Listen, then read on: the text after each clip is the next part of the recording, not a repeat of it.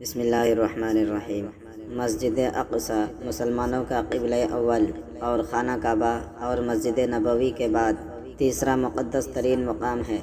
مسجد اقصی حقیقت میں مسلمانوں کی میراث ہے جو تاریخی اور مذہبی حقائق سے ثابت ہے، مگر یہ جس جگہ پر تعمیر کی گئی یہود کے موقف کے مطابق اس جگہ پر پہلے سلیمانی ہیکل تھی۔ مسلمانوں کے یروشلم شہر پر قبضہ کرنے کے بعد یہ مسجد تعمیر کی گئی، حالانکہ قرآن میں سفر معراج کے باب میں اس مسجد کا ذکر ہے، گویا یہ مسجد حضور صلی اللہ علیہ وسلم کے بعثت سے بھی پہلے موجود تھی۔ متعدد روایات کے مطابق خانہ کعبہ کے بعد دوسری عبادت گاہ الاقصی تعمیر ہوئی تھی۔ مسجد کا تعلق اللہ کے عبادت سے ہے اور ہر نبی کو عبادت کے لیے مسجد کی ضرورت تھی۔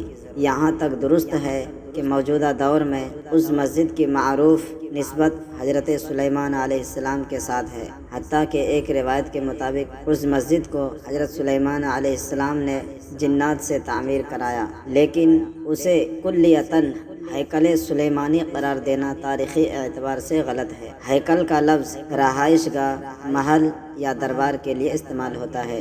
گمان غالب ہے نبی اللہ حضرت سلیمان علیہ السلام نے اپنی رہائش کا حجرہ بھی مسجد میں ہی بنا رکھا ہو اور اپنے متبعین کا اجتماع بھی مسجد میں ہی کرتے ہو، اس لحاظ سے اس مسجد کو ہیکل سلیمانی یعنی حضرت سلیمان علیہ السلام کا محل یا دربار کے نام سے منسوب کر دیا گیا ہو، حالانکہ یہ مسجد فی الواقع زمین پر دوسری تعمیر ہونے والی مسجد ہے۔ مقامی مسلمان اسے المسجد الاقصی یا حرم قدسی شریف کہتے ہیں۔ یہ مشرقی یروشلم میں واقع ہے جس پر اسرائیل کا قبضہ ہے۔